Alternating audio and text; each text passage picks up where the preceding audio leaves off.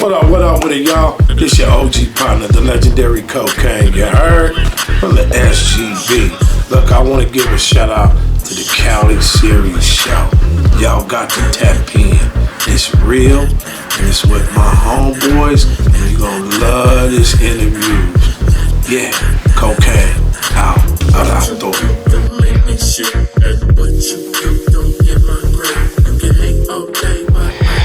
West World, it's your boy Young YC, Young Cal, coming straight at y'all with another very special edition of CALi the Series. We broadcasting live from my hometown soil, the 626 in the San Gabriel Valley. Shout out to my good peoples here at the BSide show, Shay and Rabbit, for allowing us to use their facilities for this very special occasion. I am being joined by a true Los Angeles legend within the music game. He needs no introduction, but you know what? I'm going to give him one anyway. The legendary Mr. Kokane himself. What's happening with it? How you feeling, legend? Thank you for your time. Appreciate the invitation. Real talk. Man, I know you on a run right now, a real run right now, campaigning, you know what I mean, for the project. So thank you for blessing me with some of your time right now, sir. I know it's valuable. It's all good, man. So, for first and foremost, I just wanted to start off, you know what I mean, for those who may not know, you know what I mean, a little bit the inception of the OG, Mr. Kokane himself, you know, like where you grew up at, you know, what was life like for you, you know, coming up and, you know, all that good. I grew up in the SGB, Pomona, right over the hill. Yes, sir. Which is the last city, LA County. Right. Before you get to the IE. And I come from a musical background. You know, my father, Jerry Buddy Long, was a great composer, writer, arranger at Motown Records. Yes, sir. And my uncle's Willie Hutch, who was also with Motown. So you kind of say I had the cheat code. Yes, sir. Also with my cousin, Cole 187, from the group Above the Law. Right. So music was always embedded in my DNA. Absolutely. And that's how I started, and everything I learned is right from that city called Pomona. Yeah, that way. So it was just like in your genetics, you know what I mean? Yeah. Yeah, and you know, I think that's why, you know, why it's always been so authentic, you know what I mean? We can tell it from, you know, especially coming from you, you know what I mean? I always loved content that I didn't have to question, you know what I mean? Whenever I just listened to it, I knew the real was coming from the artist, you know what I mean? That was giving it to us at the time, right. You know, and like, it's well known, you know what I mean? For those who, with the music, you know, who understand music, you know, like, you've made a title for yourself, you know, of being the most featured artist in the world, you know what I mean? People were always, you know, searching to do a track with you. Did you know when you were like recording and working with all of these different artists, did you know what you were doing as far as creating that, you know, title for yourself as the most featured artist in the world, or were you just doing what you knew best? I was doing what I knew best. I love music, you know, and I didn't ever expect me to be the most featured nothing. Right. On anything. You know, I started off with Above the Law. They brought me in, introduced me to a cat named Laylaw, rest in peace, who was a contributing member of NWA. Right. And when they brought me in, you know, they thought I was different. You know what I mean? Because I sing and rap. And mind you, I started my career really back in 1984.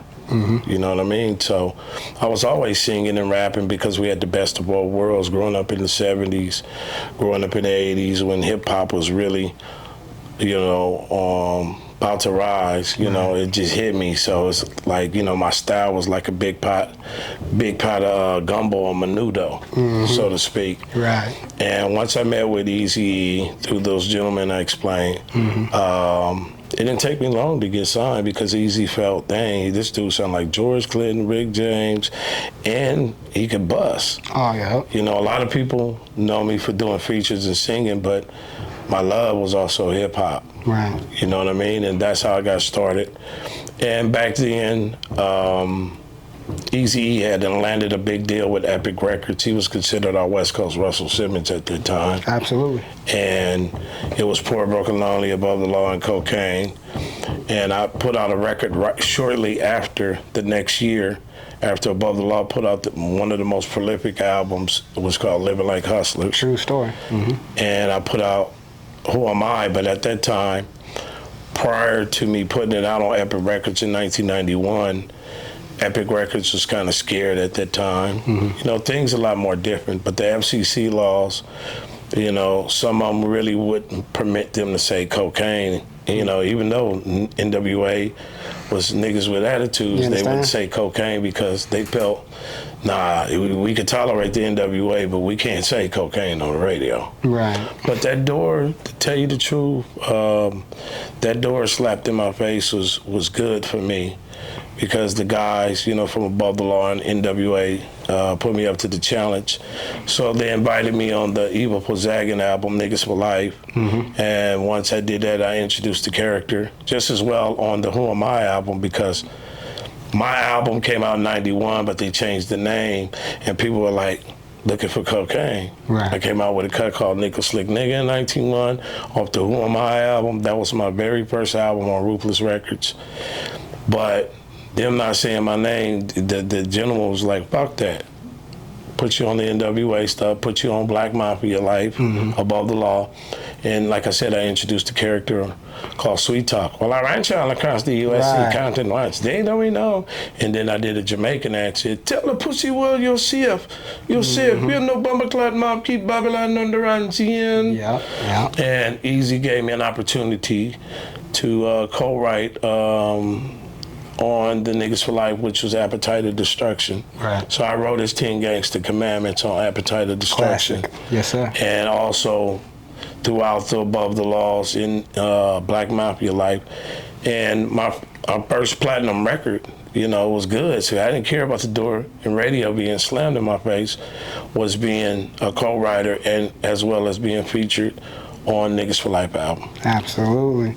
So that was good. 91, first platinum. That's beautiful, you know what I mean? And that's one thing that, you know, that's always stuck out to me, you know, is just your longevity, you know, because not a lot of artists, especially today's artists, not a lot can come in and hold the longevity all the way, you know, for like 3-4 decades the way that you have. So, you know, that's one thing that I've always respected, you know. And while you bring him up, you know, what may I ask was like probably one of the most powerful lessons that you learned from Mr. Eric Easy, right? How to be independent, how not to compromise your artistry just because people are stuck in tradition. Absolutely. And he always kept it real. He taught us how to deal with not just our culture, but cultures. In general. He messed with Mexicans, he messed with blacks, he messed with Jewish people, he messed with white folks. But because he always said, you know, the streets we come from and the suppression and gangbanging or whatever it is don't have nothing to do with the business and selling records. Facts. And, you know, he was just one of those ones that was, you know, you look at your Pacs, you look at your Nipsey Hussles, and all those people, a lot of people got their technique from Eazy-E. Yes, sir. And because he decided to put up his hustle money, you know, all the guys in NWA, it was an intricate part of that success. You know, the NWA tree is amazing. Dr. Dre is amazing, got a star. But even then, you see Dr. Dre having a star, you see 50 Cent, you see Above the Law, you see Kokane, DLC, you see Bone Thugs and Harmony, Eminem, the list goes on.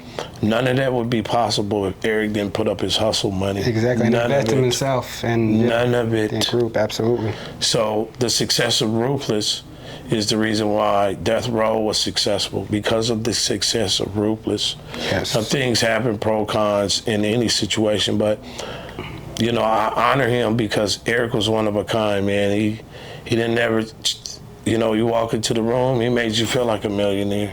Exactly. And it's not just about money, he just made you feel good. You know, he had on his G-Boys, Cortez, his gangster jacket with a Compton hat rolling a big body. And he loved his artists, man. He groomed us well, so to speak. And, yes, sir. you know, March 26th, you know, I celebrated him because that was the day he passed to heaven and transcended. And I learned that all that stuff that I'm telling you is that I learned that and created my own company called Buddy Boy Entertainment. Yes, sir. And, you know, I learned that, hey, don't compromise your artistry and integrity and your creativity, but at the same time be about your business and have ownership. That's what I learned. Yes, and you know, that's something that he definitely, you know, and I guess he endowed in a lot of us, you know what I mean? It's just the willingness to take, you know, whatever money we may be getting ourselves and then invest into ourselves and invest into our goals, invest into our dreams. And like you said, so much, you know, the majority of our history came from that, you know, from Ruthless came Aftermath, and, you know, we would have never had even Snoop for that matter, you know what I mean? Because it led to, you know, so much of, you know, what makes our hip hop culture, you know. And he allowed us to be us above the law and Kokane because, you know, NWA was different from Above the Law and Kokane and DLC. Very much so. You know, when you heard NWA, they used the SP12 to pretend sampling on things. So they were like a West Coast bomb squad, so to speak. You know what I mean? But when Above the Law came, we slowed it down. Above the Law and Kokane, we kind of slowed it down. Used more of Goonie singing and different things. And you know, out of that, you know, came the style of music which we created called G-Funk. Yes, sir. You know, we created that style of music, and it's a trip because it's just like saying, you know, being on all these features, I didn't expect that. But then it's also saying, dang, look where G-Funk is today and the influence. So between Code 187, myself, Gomac, the late great KMG, rest in peace, Laylaw, we are called the architects of the style of music called G-Funk. Yes, sir. Yes, sir. And, you know, Easy allowed us to do that. Sorry about that. Oh, no problem at all. So you were actually getting right into what my next question was, you know, like, once again, like as I asked you, you know, did you know what you were doing when, you know, becoming the most featured artist in the world? Did you know what you were doing when creating G-Funk? Or, you know, that, you know, we didn't want to be called P-Funk babies. Right. So, you know, what we do is G. You know what I'm saying? It's gangster. Facts. So we call it gangster punk. You know, and at that time in '89, we were all living together. Code 187. I was living with him at that time in Colton. Right. And Gomac was living around the corner. Laylaw was living around the corner. Me, Kev, Chaos, and sometimes Warren G used to stay with us. Right. You know what I mean? Because that's our guy. Yes, sir. You know, so, you know, in '89, we used to record at the studio. I did at Jimmy Hot Track Studio in Pomona. Right. And then we moved over to Audio Achievements with Donovan the Dirt Bike, was recording with NWA.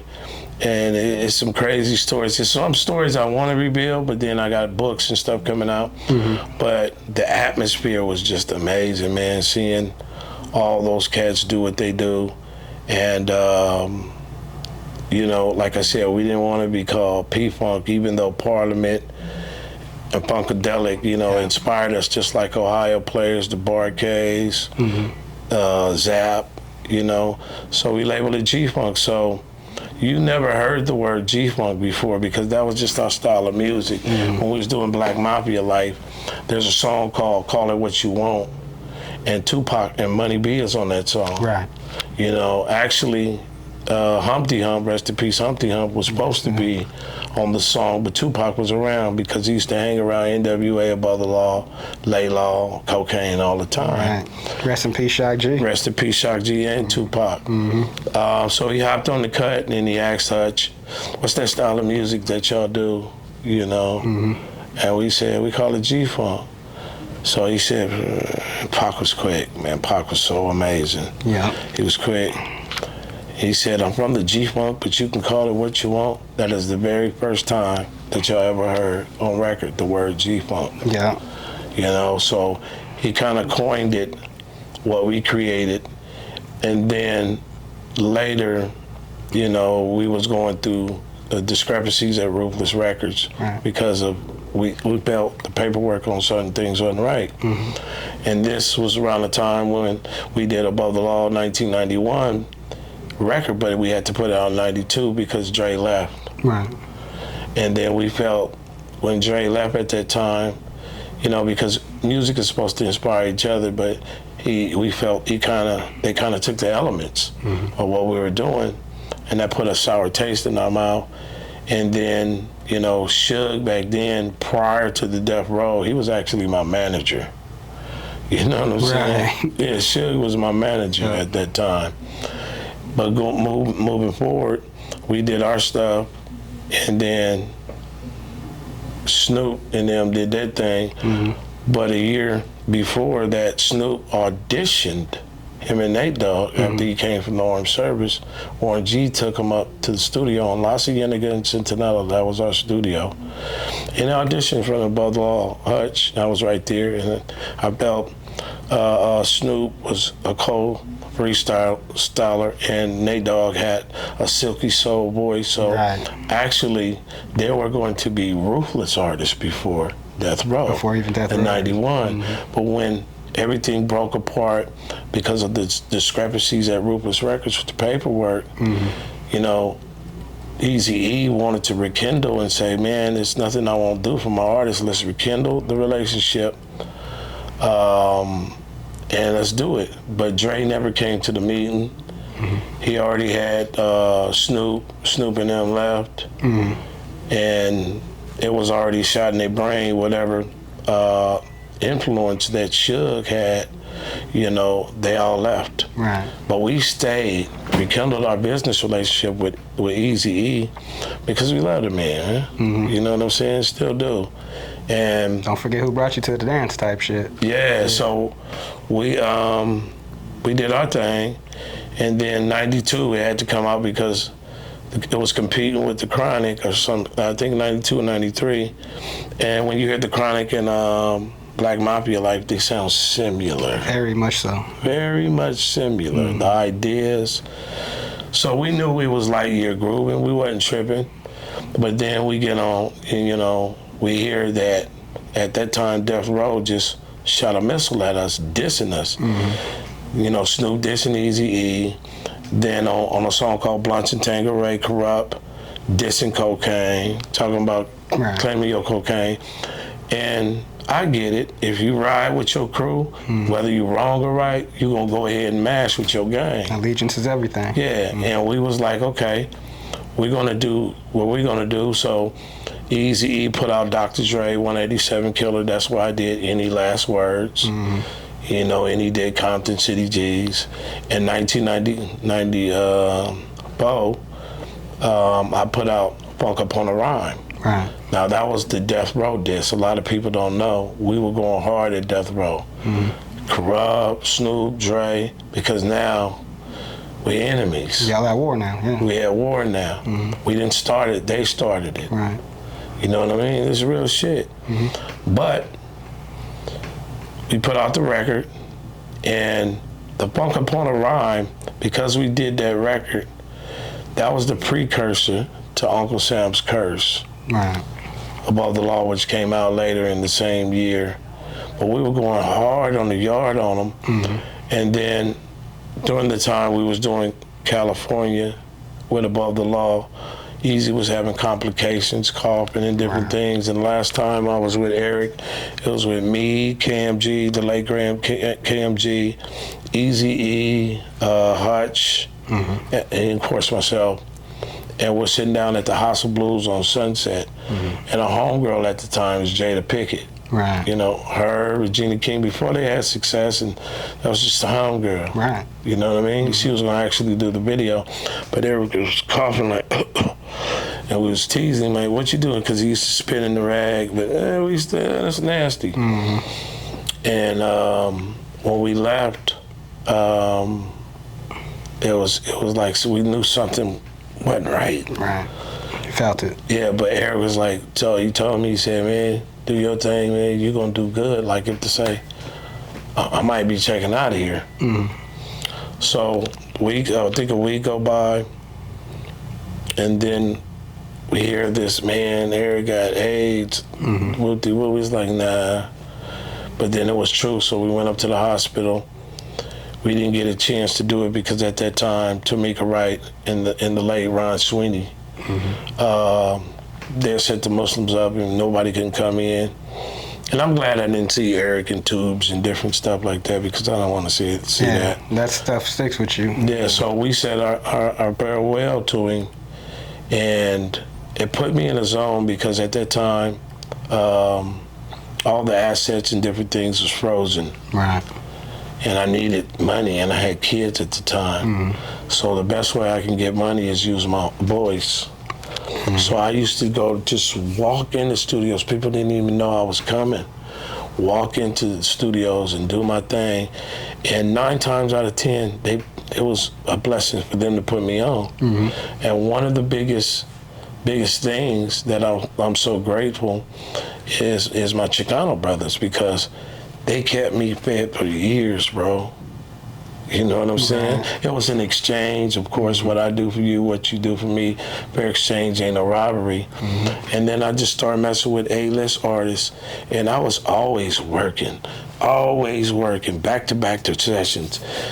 No days off. For the last 35 years, I was always working. You was in survival mode. Because I was in survival mode, you get it. So that helped me, you know, take care of my familia, you know what I mean? And then next year, after 95, Eazy-E passed, my homeboy get out, and that's Tupac. And we driving down the street, and it was me, Spice One, and Banks. We just got through doing something from Ice-T, who used to live on Sunset Plaza. Right. So we connect. He's like, oh shit, cocaine, blah, blah, blah, blah, blah, blah, blah. So he come up to the room at the Madrian, we go hang out, talk about old times, you know, because we've been knowing him since 1990. Right. And he said, come to my house. So we go to his house. He invited me. And this is off Sherman Way. Yeah. Yeah, this was off Sherman Way. So we go to the house, Idi Amin there, Gaddafi. Some of the members of the Outlaws, and we on the piano, and I'm on the piano playing. Sometimes I feel like my day is coming. Won't you free my mind? It was a song off one of my projects that Pac loved, because he was about that life and death type of situation. So he said, Coke, I want you to come to Can-Am studio, man, and put you and Spice One put this shit down. I'm doing a new thing called One Nation, and I want y'all a part of it. So we go to it, but we stop because he's arguing on the phone with Quincy Jones' daughter. I remember like it was yesterday. I mean, after he stopped arguing, we go to Can-Am studio, and the song he wanted to do is called Fortune and Fame. Fortune and fame, something we all adore. Something we're dying for. Stuck in this game, such in this game. Fortune for fortunate fame. Yeah, so I laid my vocals down. Spice One laid his vocals down. Pac was juiced. He said, look, man, in 2 days I'm doing a movie called Love and the Bullet with Jim Belushi. I want y'all to come down to the set. So we go to 3rd Street in downtown LA, go to the set. I met Jim Belushi, and we were bagging on him at the time because his breath was just, it was like, monkey wasn't funky, you know, it was funky. Now you didn't know Tic Tacs and gum existed at that point. Yeah, but we was having a ball, and he said, look, man, I got to go out to the East Coast. This is Pac talking in '96, Yes, sir. the beginning. And he said, I'm going to Vegas to the fight, man. I want y'all to pull up. And at that time, I had left Ruthless Records and landed a deal with Scotty Brothers, me and DJ Yella of NWA, because he had an album called One More Nigga to Go, and I did a song for Eazy-E called This Is For The E, Real Compton City G. And moving towards Pac, he said, come to Vegas. So he flew out there, was chopping up for a little bit. I was in my office, and the next day, you know, that altercation that happened, unfortunately. And I was talking to my partner, B Legit, because that's my family, E40, Shot, B Legit, Sugar T, we like this. So me and B Legit was talking, and B Legit was like, man, he gone, man, they got him. So I was like, what are you talking about? Like, look on the nose. And I was like, wow, I couldn't help it, you know. I tried to hold back my tears, but an alligator tear, just, like bam. And I was like, wow, they really got Pac. Like, and that kind of put me in another dark zone. Damn, Eazy-E passing, damn, little homie Pac. Because shortly after, Scotty Brothers, you know, about to close down. And that put me in another space to where I'm in survival mode. Again. What can I do? I'm not finna go backwards. I'm not finna go rob nobody. I'm go to these studios and drop my hooks. So then again, I just, from everywhere, from New York to San Diego, I was always working. Because a lot of people say, how can you be on thousands of features, but when they actually look it up and say, whoa, this dude ain't bullshitting. Because I was always working. Sometimes I didn't get paid. A lot of times I didn't get paid. But that didn't stop the credibility, Exactly. you know, for what I need to do. You built a name for yourself. And I know I'm bleeding your ear, but I'm trying to take you to through a timeline to where you understand the 90s. Oh, I'm listening, OG. You know what I mean? Clear. And that put me in a dark place. So 97 roll around, I'm working. And then 98 come, and I hook up with these cats called Street Institute. You had DJ Silk over there, who's now main producer at Aftermath. Right. You had just a lot of, you know, J.O. Volume 10 was with us at that time. So that allowed me, you know, to get off my feet. There was a guy that put that together named Al Dog from Pomino Block Crib, him and Hat.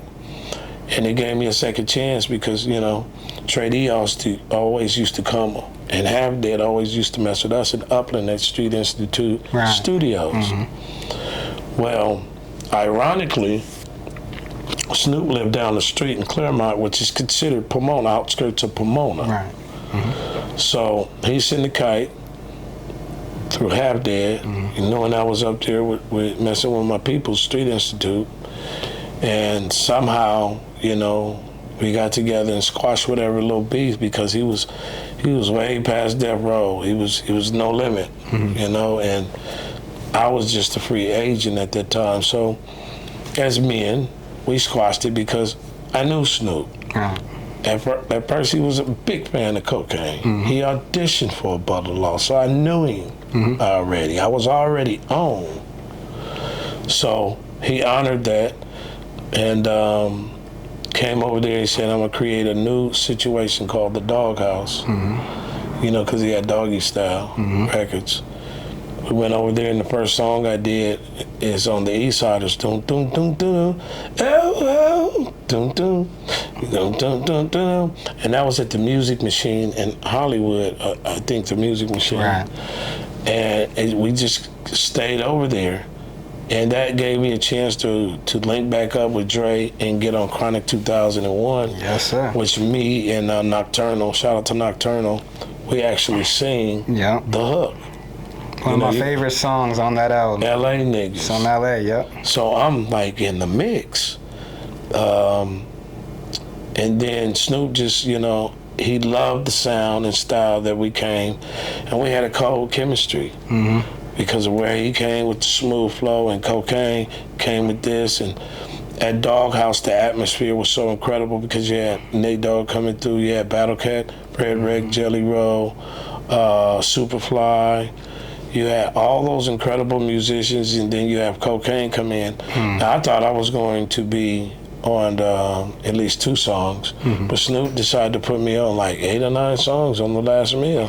And then when you look at the BSide, there's just 3 or 4 songs on there, and Deuces and Trays, I'm on 11 songs. So it was like 2 planets colliding to create a supernova. Yes, sir. You know what I mean? That's exactly what. And that's what we did. And we'll give you a chance to ask some questions, but oh man, I just want to sit down and roll it out properly. You know what's so crazy is just that, you know, everything that you just shared with me right now, you basically broke down, you know, my whole question itinerary. But you know what? A lot of the things that I was able to follow up with is one thing that I knew for sure is like how you said, like, you know, both Pac and Easy both had a universal respect for, different cultures. Like one of my favorite pictures, is that one with Easy in his Compton hat, but he has a sombrero on top of it. Yeah. I loved that. That being part Latin myself, I always had a high appreciation for that, and I know the same thing. Pac was the same way. He had a universal respect for all of us. And one thing that now that you brought up the Chronic 2001 experience, what was that experience like recording that track? Because we hear all the time about how Dre is. He treats like his studio sessions almost like boot camp. You know what I mean? Is it really like that heavy? Will you be in there for hours recording, getting it all, to the expectation level that Yeah, Dre is, he's a perfectionist. Yeah, absolutely. And back then, they didn't have no Melodyne, they didn't have no auto-tune, they didn't have no stuff that technology could just zip, zip, zip, zip. Mind you, I don't think you needed it, but yeah. No, I never used auto-tune, I never used Melodyne, ever. You know what I mean? Yeah, that's all it came from my gut, my soul. But watching Dre wasn't no different than watching him in the 80s, late 80s. Oh, I believe it. So when I went in there, Dre will make you he made Eazy-E do his whole vocals for like 2 or 3 days. Yeah, straight. He'll sit in there for hours. But for some reason, when I came in there and did LA Niggas, it was only 3 takes. Oh, okay. See, that's... Then he said on camera, which you could look, which I'm like, people tell me I'm a genius, but I'm not too good with compliments because I'm just a regular person to me. Right. But in the eyes of others, they might see different, which I'm humbled. But it took 3 takes for LA Niggas for Kokane. It didn't take all day, 3 takes. So Dre was like, you can look it up. Me and Snoop, he's like, man, Kokane, you a genius. And I was like, wow, that was cool at that time. I always looked at it like, because I don't know if you remember, but there once upon a time you and I did a song together. But when you had recorded it, one thing that I had always known about you is you had always been self-aware. Like how you sound when you're at your best. What will make a song, bring out the most pure version, of yourself. You know what I mean? So, like, I'll accept you as a genius, but I think it's just more so like your craft and you have perfected it to the to the point to where like you can go in there and it's like second nature to you, if not first at that. You look at the greats, like for instance, you look at Kobe Bryant. It's a good person to put in this. I mean, while everybody was going partying, coming to the gym about 6 or 8, he was in the gym at 4 or 5 o'clock. Grinding, hustling, So it takes that when you know yourself and the treasures that you can pull out, all you have to do is practice, stay consistent, and create your own individual special uniqueness about yourself. Yes, sir. And it will grow into something. It's just like when I write a song, it's crazy. I don't write a song just like, okay, I need to write a song. I vibe to the song because it's a vibration. It's like a boomerang throwing something at the universe and it reciprocates back. Yes, sir. So when I'm writing a song, I'll write a song, and then after I write it, it's a trip. It's like a mirror.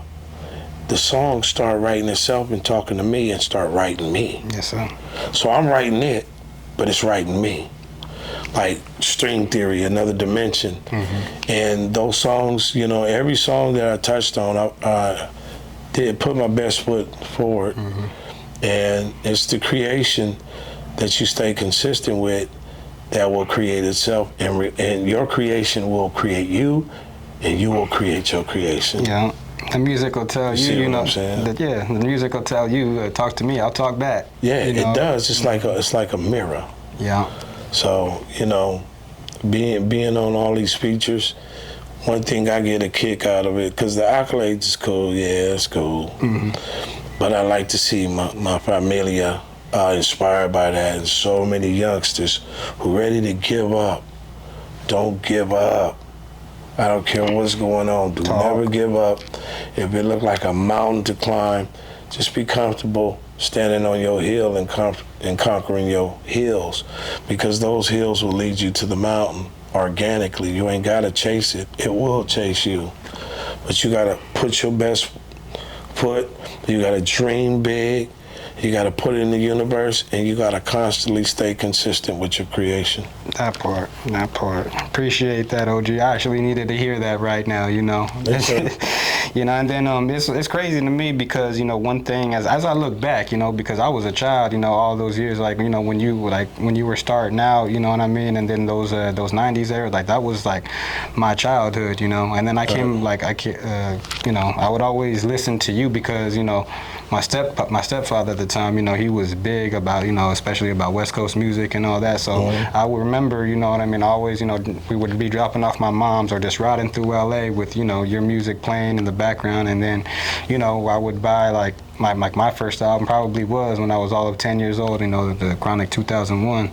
And that's, as I say, you know, I'm not lying to you when I tell you, you know, Some LA is definitely one of my favorite tracks off that joint. You know, you know, you due to you and Nocturnal, you know what I mean, on that song. Like, to me, it was just one of the most perfectly put together songs, and I was like, you know, I don't even know even people remember, like Dre wasn't even on that song himself, just maybe his beat. It wasn't on this song. But, you know, that's, you know, where I got it, like a lot of my game, you know, I studied, you know, and, you know, the music and all that, and then, you know, it became an artist myself. And I loved the fact that, to me, one thing that I had noticed is, you know, like even with throughout the drama and all of the 90s and all of the misunderstandings and all of the, you know, things that were going on then, you know, we were still able to get you and Dre and like everybody who was involved with that album, you know, to, you know, come together, let, you know, the past be the past and still create a piece of history, you know? Oh, yeah. We those records over there were incredible. I mean, they were incredible. And then even, you know, even after that, like, you know, I followed you listening to, you know, Deuces and Trays, you know what I mean? Like, everything, you know, I love it. It's definitely, you know, one of my favorites of all time. And which is why, like, when you came here, you know, or at least I don't know if you, the first time you came here, I was here, but definitely one of the first times that I had met you here at the BSide show, that was probably one of the most nostalgic memories, is having you right here, and I'm just filming you record. You know, watching you perform, I love it, you know, and all of, you know, all of your classics, you know. How may I ask, while we're in here, how did you come to the B-Side show for the first time, you know? I know, like, we don't... you know what? I smoke so much Monta, I don't even know. Shout out to Shay and Rabbit. I just used that one just to say, yo, thank y'all, you know what I mean, for allowing us to sit here. But coming here, they allowed me to use their platform, which I'm very grateful. And we just became, you know, battles. We became friends, primos. And, you know, it's always love because you work your ass off. And you want to do it for the streets, do it for the people. At least I do. I've always did it for the love of music and the people in the streets. And it's just good to see it being reciprocal. You know what I mean? So. You know, I always tell Shane, I always tell Rabbit, man, we really from the same clique. You understand? You know what I'm saying? So it's just we've been primos before, ever since, man. Yes, sir. Yes, sir. Same. You know, I always loved the fact that they had opened up this, you know, this establishment in the San Gabriel Valley, you know, because this was like a godsend to our soil, you know what I mean? It's like somewhere to go where, you know, we can find, you know, that pure hip-hop, you know, like you said, for the streets, to feed the people, you know what I mean? So I definitely always, you know, like to support, you know, the movements that, you know, support us, you know? Right, absolutely. And one thing that I always loved about you, you know, because my family's more or less the same, but I mean, like, yours is like, you have a history-making, you know, bloodline within you, you know what I mean? And I can definitely see it doesn't even end with you. I noticed that a lot of your family, your children have definitely taken music upon, you know, themselves, you know, like, was this something that they, you know, got from just watching you, or did you like teach them young where you were trying to like make sure, you know, they followed the family business and whatnot? You know, I only have one that's actually, you know, in the music. Thank God. Because my daughters are really into education. Yes. As far as schooling. And of course, my daughter's into education. I have intelligent kids, man. I'm very blessed by Papa Jesus. Amen. You know, I'm blessed. So I just have one, and my daughter, shout out to my daughter, Her name is Anissa Long. She has a, you spell her name Anisah, Long, Long. And she's incredible, man. This is something that she wanted to do. I was like molding her ever since she was 12. And I would never put out a full-length album on her because I want her not just to experience the music, but to experience the weight, the patience, the struggle, the brutal side of the music industry, all those aspects that be careful what you put yourself into. That part. So once I did that, she got it. I would place her strategically on different projects to build up an artist because I believe you're not supposed to throw artists out there. I believe you're supposed to build them up so they have a substantial fan base, amount of people to go ahead and really get into the artistry of the artist. So no matter how long that takes, that remains to be seen. But now she's in her 20s, and I'm just now putting out a full-length album on her because I used to tell her things that I went through and had techniques I did to overcome and persevere. Yes, sir. And one of the things I told her that's very instrumental, I said, fall in love with patience. When you fall in love with patience, it unlocks all the doors to your dreams. Yeah, that's a big part of discipline right there. And that's a major part of discipline, and she did that. The other kids was interested, but they were more interested wherever the universe organically wants them to go. Right. But it's good, man, you know. I've been with my wife, met her in 1984, been married for 30 plus something years. Respect to the queen. You know, and we still running around here looking young, man. Feeling young, you know, in our 50s. So it's always good to see the youngsters really be intrigued and then actually manifest what they want to do. Yes. You know, and it's safe to say, you know, none of my kids had to do what I had to do, walk the yard or get in trouble, or I had to one time in my life I was on drogas, and they never had to do that. Yeah. So that's what makes me happy when, you know, they're inspired by the most featured artist in the world, which is their daddy, and then their grandfather, the great Jerry Buddy Long. And then third on the list is being able to translate that over to the audience and the fans and up-and-coming artists, independent artists that might not know which way to go. It doesn't matter. All you got to do is be creative, because your creativity will write its own blank check. That part. It always ends up working out for, you know, for the best in the end. And, you know, one thing that, you know, I bring that up because, well, I do know that you have the project that, you know, we're here doing the campaign for as we speak right now. Yeah, will the young princess be featured on it as well? Or? She's absolutely. Okay. She's first on the list. Then next is Ice Cube. You know, my daughter is the most important thing to me, and familia is, you know. Of course. So she's on the project. The name of the project is called The Bunkin' Adventures of Dr. Kokastine. Yes, sir. And it's kind of mirroring Parliament and Punkadelic, but it's with my own twist. And I wanted to give something special to my fans because they've been rocking with me for so many eons and many moons. So I decided to do a 3-album trilogy. Actually, almost four albums, but it's a 3-album trilogy. Yes, sir. And put that together, did the artwork, because everything we do, Buddy Boy Entertainment, my independent company, is ran by my family, period. Wife is the vice president, son is the CEO, I'm the owner, kids on board doing graphics, artists. We like the Jacksons doing this, you know what I mean? Everything by design. So, so shout out to my son, because he put this thing together.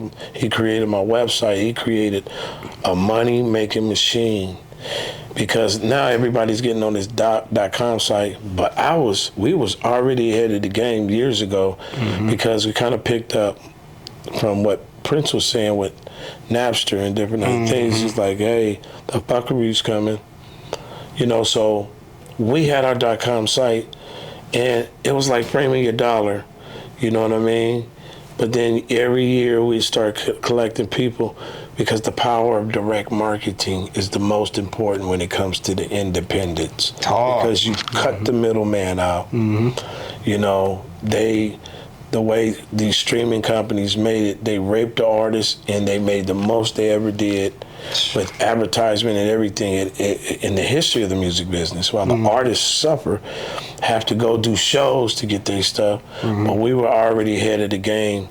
You know, we were playing chess, not checkers. You know, so going back to the Dr. Kokastine, what makes that album special is rare that you can only exclusively get the full-length album on my site at www.buddyboymusic.com. Now, playing the devil's advocate, we use the streaming companies still. I don't want to be hypocritical, but only to release singles, not full albums. Utilize them as a tool. That's it. The same way they use us, we can use them. Exactly. And this time we control the pot. So Dr. Kokastine, the elements on there, it has hip-hop, G-funk, classical, rock and roll, electronic, all, and you know the rap, gangster rap, because I wanted to be a big pot of menudo where people, when they hear cocaine, that was the whole intention. It's like you on cocaine. That melting pot of gumbo. And I don't advocate nobody to be on cocaine. Trust me, I've been there and I've done that. Not good. But he's dope, though. Don't get fucked up. The name's Kokane. I don't use cocaine.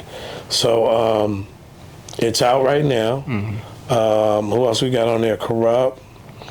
We have on there Jay Worthy.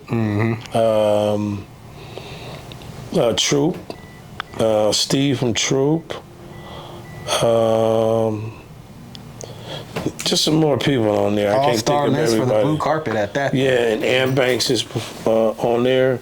Also got my partner from my hood, Weasel Loc, on there. Me and Rhythm D. I mean, we should have did it a long time ago, but he did it. It's history in the making. He's also producing on my project because he was with Ruthless. I was with Ruthless. We got a cut on there called All My Life. And the single that's out right now is called I Beg Your Pardon. It's kind of like reminds you of that Prince, that Minneapolis funk. It's very dope. Another single out there is called Hey You because it's touching on the homelessness. It's touching on whole families that got to go on the street, lost their businesses, and now kids are running around the street. So I wanted to use this album because it had substance. It's going back to the storytelling. It's going back to make you think. It's going back to get you up and make you boogie. And that's testimony in it. And all those elements that were in the 70s, 80s, and 90s is now into this project. So what I did is went back to the past to bring them back to the future. You see what I'm saying? Yes, sir. And in order to get this project, I reiterate, you got to go to my site at www.music.com. That's buddyboymusic.com. And I'm telling all the people, make sure you make an account so that you can be a part of the subscription, because we always have current news feed and everything like that. We run our site like a major company, but we're independent. So therefore, we independently major. That way. You see what I'm saying? So, and once again, we also have merch and different other things. And I'm still out here doing my hook thing. I'm really about to get on the road.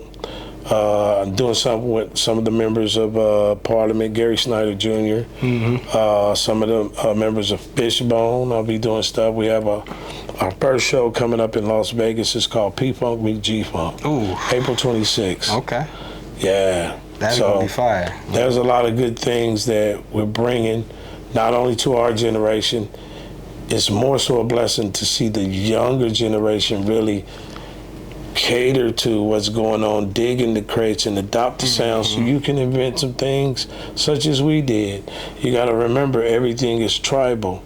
There's things I learned from Santana. There's things I learned from George Clinton. There's things I learned from Prince, Michael Jackson. There's things I learned from the stylistics, because that's how music is. It's recycled. Yes, sir. You know what I mean? So we want to get back to the element of authenticity of good music, as opposed to once upon a time this music just being about a gossip orientated because of the internet. They put a lot of shit on steroids and they have nothing to do with music versus gossip. one thing that I've known is, even as an artist myself, is you can't know where you are unless you know where you've been. You know what I mean? Absolutely. So I always love to pay homage and respect, to those who paid away from me, which is why I definitely thought this was mandatory, OG, you know what I mean? Just so I can look you in the eye and tell you thank you, for all you've done. Appreciate that. And actually, little off topic here, I wasn't even gonna ask this, but because you and I apparently we know a lot of the same people, you know what I mean? You remember meeting Blasto for the first time? Shout out to Blasto. Shout out to Blasto. Yeah. I'm telling you, Blasto, I smoke too much monta, Simon. Yeah.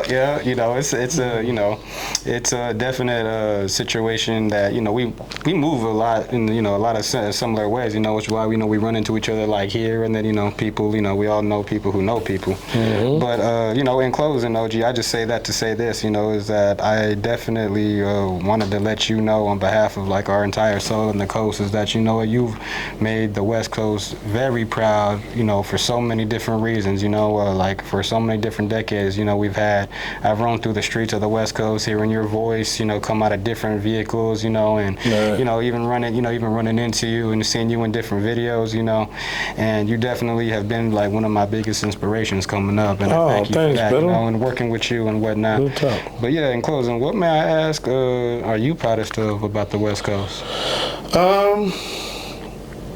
It's amazing to see the influence worldwide now. Yes, sir. It's just crazy. You go to New York, you go Texas, you go to Japan. Mm-hmm. People are low riding it. That part, yeah. Wearing our stuff, talking our swag. Mm-hmm. So, it ain't where you're from, it's really where you're at with it. That part. And we came a long way, and now, we're reintroducing things of love, because love is the highest vibration, and we have to get back to that because of the killings and nonsense, and, the internet is a cold ass beast. That chip, that internet that got 666 on it, it's cold. Mm-hmm. And what I utilize it for is for strictly business. So going back to the West Coast, we're not all the way there yet, but it feels good to see young Cardinales and young homeboys or young brothers or whoever really coming back and doing like we did when we was in the 90s, going to our ancestors. Yeah. It's important. We have our own sound that made us, and that sound was the funk. Mm-hmm. So funk can go in many different directions, but funk not only moves, it can remove, as I once was told. So I'm proud of my coast, where I come from. Proud of being raised in Pomona, LA County, nothing else is important. You know what I mean? Mm-hmm. I agree. We both come from the 626, so Yeah, SGV. SGV. So and yeah, man, I thought it was just just like you said, the world's gotten like real cold. So I just thought it was important to definitely give those who we got love and respect for their flowers while they can still have them. So thank you for joining me, OG. Appreciate you in a real way. Yeah, make sure you get that, and go check out my daughter's stuff. Her name is spelled AANISAH. Let's see. You can get her stuff on iTunes, all the social streaming platforms. She got a song out called Karma Could Be. And make sure y'all continue to follow the Kokane campaign, Dr. Kokastine campaign. We promise you we're going to keep it very entertaining, informative, but most importantly, man, we're going to make you boogie. That part. And just like that, West, this is CALi.